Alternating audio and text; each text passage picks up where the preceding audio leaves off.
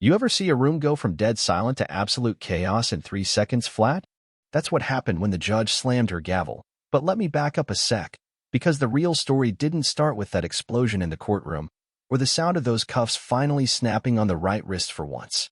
No, it started the night they dragged me in tight cuffs digging into my wrists, 2 officers in the front seat laughing like they'd hit the jackpot, and the smell of bad coffee and stale sweat filling the cruiser. Yeah, that happened. I sat there, back straight, fingers numb, listening to Officer Rollins boast. She walked right into it. Didn't even see it coming. His buddy Walker grinned and told him to text the rest of the guys, like I was some kind of trophy. That's the thing about people who think they're in control. They love the show more than the substance.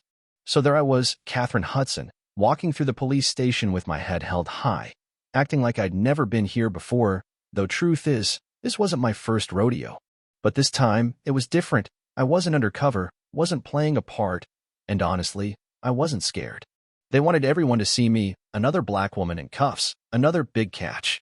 They paraded me past a row of tired faces, some smirking, a young cop with nervous eyes not quite sure what he was looking at. You could tell he wasn't sold on the story, but nobody said a word. Not yet.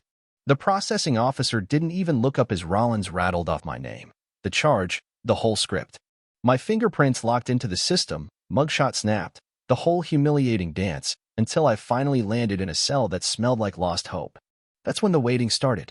They love that part, let you stew in the dark, let the walls close in, make you desperate enough to take whatever deal they throw at you. That's their game. What they didn't know. I'd spent my whole life watching men like Rollins write the rules, then break them whenever it suited them. A few hours later, the deal arrived, Rollins leaning on the bars, grinning, waving a file in my face. We got you dead to rights. Fingerprints, video, witnesses. Take 5 years and maybe you're out in 3. He really thought I'd just fold, right there. I told him, flat out, no. And you should have seen his face, like nobody had ever said no to him before. It was almost funny. After he stomped off, I waited, just tapping my fingers on the bench, planning, listening.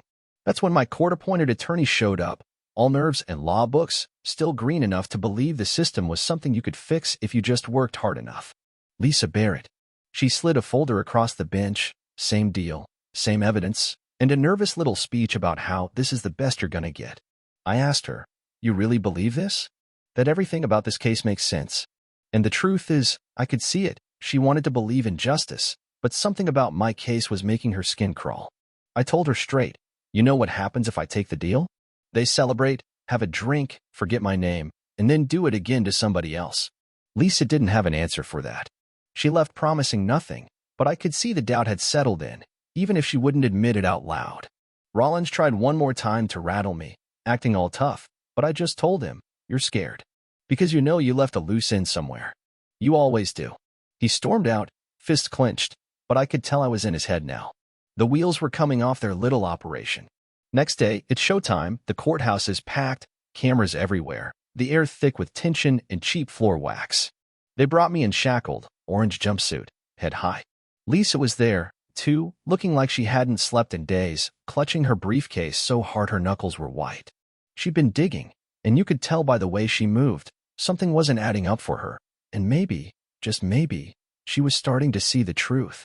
Opening statements were about as predictable as bad TV. The DA, Calloway, stood there, slick suit, glasses perched on his nose, talking about how the facts don't lie. Lisa, though, found her voice. She told the jury, things aren't what they seem. My client has no history, no motive, and the evidence doesn't add up.